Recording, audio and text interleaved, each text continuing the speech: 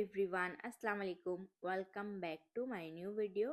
আমাদের এইবারের ট্যুরের ফার্স্ট জার্নির এক্সপিরিয়েন্সটা আপনাদের সাথে শেয়ার করেছি।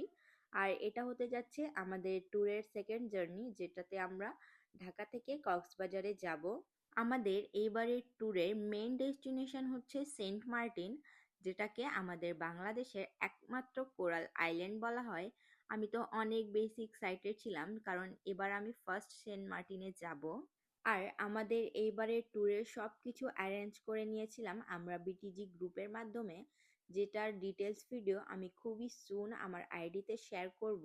তাদের মাধ্যমে আমাদের এই এত লং একটা জার্নি খুবই সহজ হয়ে গিয়েছিল।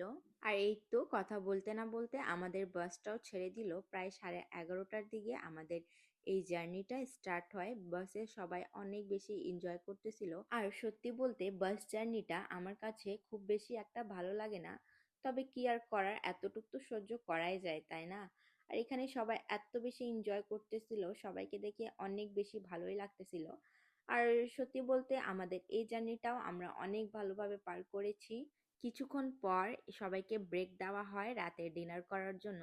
তো আমরা সবাই নেমে চলে আসলাম হোটেলের ভিতরে। ফার্স্টে সবাই ফ্রেশ হয়ে গেলাম। আর এই হোটেলটার নাম হচ্ছে Dhaka highway hotel and restaurant.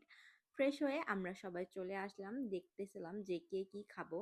এটা হচ্ছে ওনাদের মেনু। তো এখানে আমরা সবাই এই গরম গরম খিচুড়ি নিয়েছিলাম। খিচুড়ির টেস্টটা সবার কাছে ভালোই লেগেছে। খাওয়া দাওয়া শেষ করে আমরা চলে আসি গাড়িতে। দেন লম্বা একটা ঘুম দেই, একদম সকালের সময় ঘুম ভাঙে। রাতে আর কোনো ভিডিও ক্লিপই নিতে পারিনি। একটু পরে আমরা চলে আসি কক্সবাজারে, আর আমাদের এই জার্নিটা এখানে শেষ হয়ে যায়। আর এখান থেকে আমাদের মেইন জার্নিটা স্টার্ট হবে, যেটি থাকবে ভিডিওর নেক্সট পার্টে। তো ভিডিওটা এখানেই শেষ করি, দেখা হবে ভিডিওর নেক্সট পার্টে। যতক্ষণ সবাই ভালো থাকবেন, সবাইকে আল্লাহ হাফিজ।